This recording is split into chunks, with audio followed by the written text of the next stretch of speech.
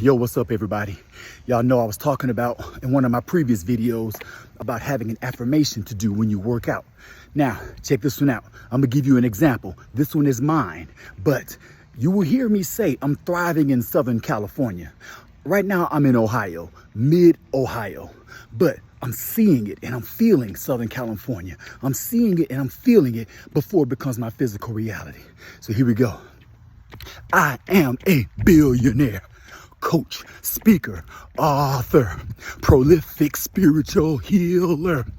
And I am so happy with hands of holy fire, thriving in Southern Cali.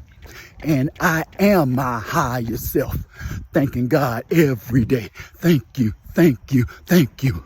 Y'all want to hear that one more time?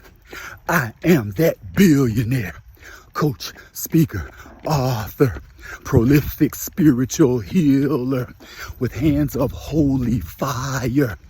And I am so happy. I'm thriving in Southern Cali. And I am my higher self.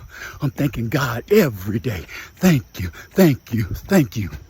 Get your affirmation. Put you some energy behind it. You'll get there.